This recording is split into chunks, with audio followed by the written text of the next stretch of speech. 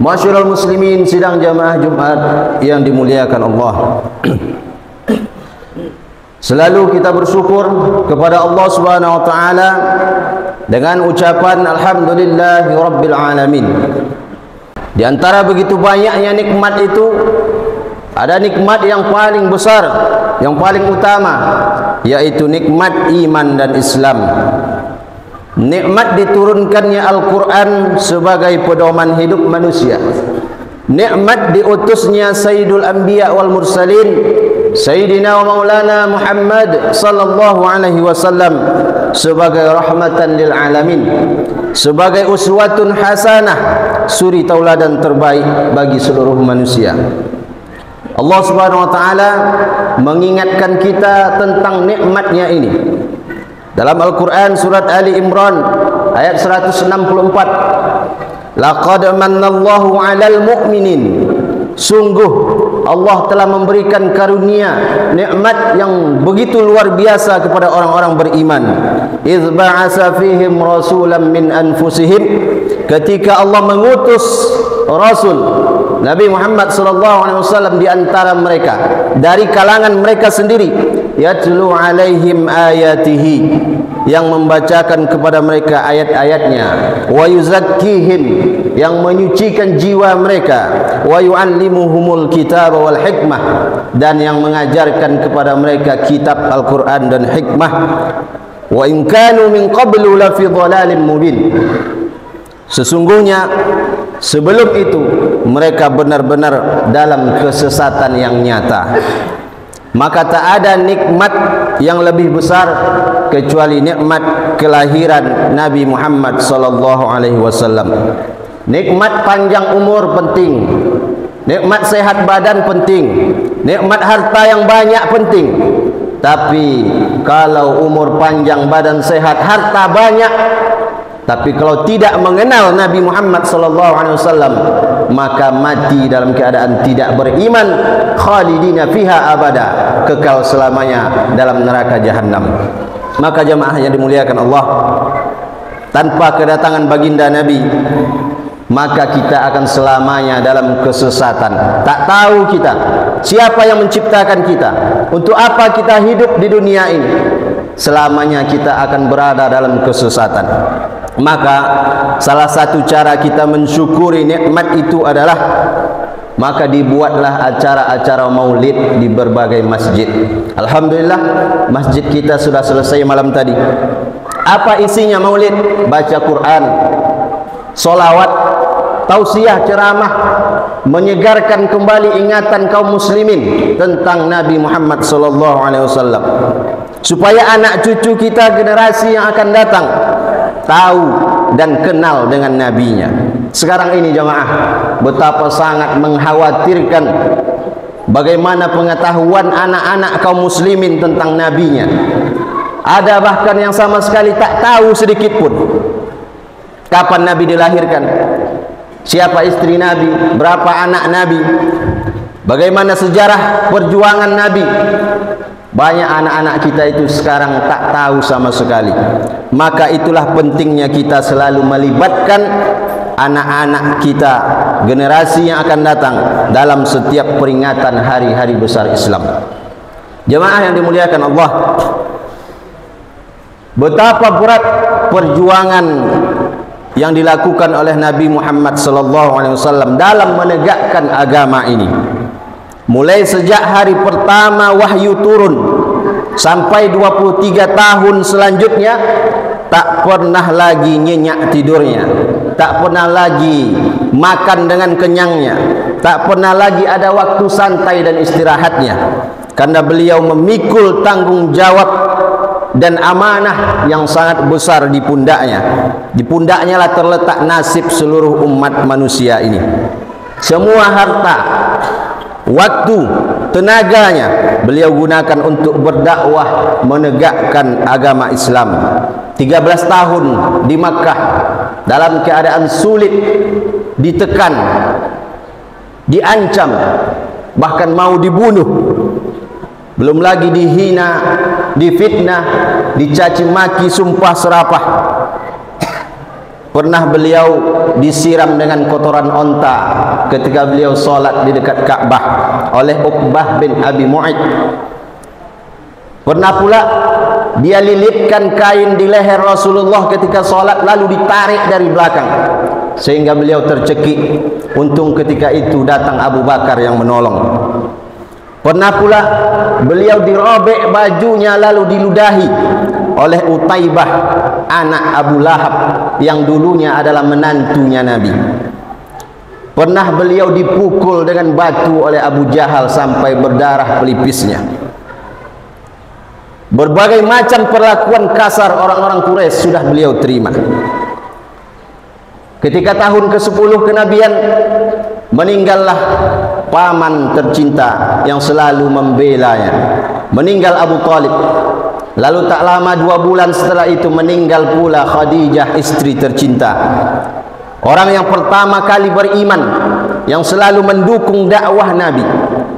Maka untuk mengobati hati yang sedang berduka itu, pergilah beliau ingin berdakwah, berjalan kaki 90 km ke Taif dengan harapan orang-orang di Taif mau menerima dakwahnya dan akan menjadi penghibur hati yang sedang berduka. Namun ternyata sampai di sana dia tidak diterima dengan tola'al badru, dia tidak disambut dengan ahlan wa sahlan, tapi justru dilempar dengan batu, dengan tulang dan kayu, berdarah, basah kakinya, basah sendalnya karena darah mengucur dari tumitnya. Tapi dia tetap sabar. Tak mau dia mendoakan keburukan untuk mereka. Meskipun malaikat penjaga segala bukit sudah turun ingin menghancurkan penduduk Taif itu, tapi tidak, kata Nabi. Justru beliau doakan mereka supaya beriman kepada Allah. Di usia 53 sampai 63 tahun beliau harus menempuh perjalanan ratusan kilometer untuk berjihad mempertahankan agama. Harus menempuh 500 kilometer dari Makkah ke Madinah ketika hijrah. Harus menempuh 150 kilometer ketika perang Badar. Menempuh perjalanan 128 kilometer ketika Khaybar memerangi orang-orang Yahudi, dan lebih kurang 600 kilometer ketika perang Tabuk. Belum lagi yang lainnya. Bayangkan di usia 53 sampai usia 60-an beliau harus menempuh perjalanan ratusan kilometer untuk berjihad menegakkan agama ini. Bukan pakai mobil, bukan pakai pesawat, pakai onta. Jamaah-jamaah yang dimuliakan Allah, belum lagi bagaimana ketika dalam peperangan, ketika perang Uhud, patah giginya, luka pipinya, berdarah bibirnya, dalam kondisi sudah dikepung oleh musuh. Hanya tinggal 2 orang saja yang mengawal Nabi ketika itu. Syekh Safiur Rahman Al-Mubarakfuri dalam Ar-Rahiq Al-Mahtum mengatakan, itulah saat-saat yang paling kritis dalam hidup Rasulullah, saat-saat yang paling berbahaya dalam hidup Rasulullah. 2 sahabat yang mengawal ketika itu mengatakan, ya Rasulullah, inilah saatnya engkau berdoa, doakan supaya mereka ditimpa azab, binasa mereka semua. Likulli nabiyyin da'watun mustajabah, karena setiap nabi itu punya satu doa pamungkas yang paling mustajab. Tapi apa kata Nabi? Tidak. Bila aku simpan satu doa ini, syafa'atun li ummati yaumal qiyamah, untuk syafaat bagi umatku di hari kiamat nanti. Ketika keadaan yang paling kritis, nyawa terancam, tapi beliau tetap mengingat umatnya. Kitalah yang diingat oleh Rasulullah SAW. Begitu sayangnya Nabi kepada kita. Dia tak tahu kita, dia tak pernah berjumpa dengan kita, tapi dia simpan satu doa itu untuk kita umatnya yang datang 1400 tahun setelahnya. Lalu jamaah, apa yang bisa kita lakukan untuk membalas besarnya cinta beliau? Jamaah Jumat yang dimuliakan Allah, suatu ketika Nabi bersabda kepada para sahabatnya, wadidtu anni laqitu ikhwani, aku begitu rindu ingin bertemu dengan saudara-saudaraku.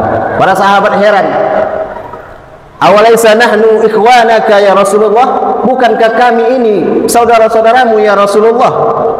Lalu Nabi sambil tersenyum berkata, antum ashabi, kalian semua adalah sahabat-sahabatku, walakin ikhwani, tetapi saudara-saudaraku itu adalah allazina amanu bi walam yarawni, orang yang tak pernah berjumpa denganku tapi dia beriman kepadaku.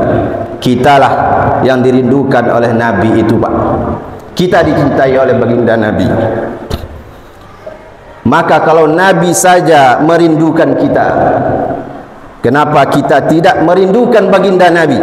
Kalau Nabi saja mencintai kita, kenapa kita tidak mencintai Nabi? Kalau Nabi saja menanti kedatangan kita di telaganya di surga, kenapa tidak kita menjemput penantian itu? Bahkan Nabi tak akan melangkah ke dalam surga sampai membimbing seluruh umatnya masuk ke dalam surga. Betapa besarnya cintamu kepada kami ya Rasulullah. Jemaah umat yang dimuliakan Allah, takkan pernah kita bisa membalas sebagaimana besarnya cinta Rasulullah kepada kita, tapi paling tidak bisa kita tunjukkan rasa cinta itu, bisa kita nampakkan rasa cinta itu. Salah satunya dengan banyak kita bersolawat kepada Nabi. Allahumma salli ala Sayyidina Muhammad wa ala ali Sayyidina Muhammad. Allahumma salli ala Sayyidina Muhammad wa ala ali Sayyidina Muhammad. Assalamu alayka ya Rasulullah, assalamu alayka ya Habiballah. Cinta itu pula bisa kita buktikan dengan senang menyambut hari kelahirannya. Cinta itu bisa kita buktikan dengan berpegang teguh kepada syariat, kepada ajaran yang dibawa oleh Nabi, dengan juga kita menjaga apa yang ditinggalkan oleh Nabi kepada kita. Taraktu fikum amraini, aku tinggalkan kepadamu dua perkara, lan tadillu ma tamassaktum bihima, kamu tak akan pernah tersesat selama berpegang kepada yang dua ini, kitabullah Al-Quran, wa sunnata rasulih, dan sunnah Rasulullah. Jaga Al-Quran itu dengan membacanya, jaga Al-Quran dengan mempelajari cara membacanya, jaga Al-Quran dengan mengajarkannya, jaga Al-Quran dengan kita mengamalkannya. Apa yang diperintahkan dalam Al-Quran kita kerjakan, apa yang dilarang dalam Al-Quran kita tinggalkan. Dan terakhir, kita buktikan cinta kepada Nabi itu dengan mengikuti sunnahnya dan meneladani akhlaknya. Man ahya sunnati faqad ahabbani, siapa yang menghidupkan sunnahku berarti dia cinta kepadaku. Wa man ahabbani kana ma'i fil jannah, dan siapa yang cinta kepadaku maka akan bersama denganku di dalam surga. Sunnah bukan hanya sekedar tampilan fisik saja. Sunnah bukan hanya sekedar sorban, jubah, jenggot dan lain sebagainya, tapi sunnah yang paling besar, yang paling hebat adalah dengan meneladani sikap dan perbuatan Nabi SAW. Maka walaupun kita tak dapat berjumpa di dunia, mudah-mudahan kita bisa bersama di surga. Amin ya rabbal alamin. Barakallahu li wa lakum fil Qur'anil azim, wa nafa'ani wa iyyakum bima fihi minal ayati wa zikril hakim, wa taqabbalallahu minna wa minkum tilawatahu innahu huwal ghafurur rahim.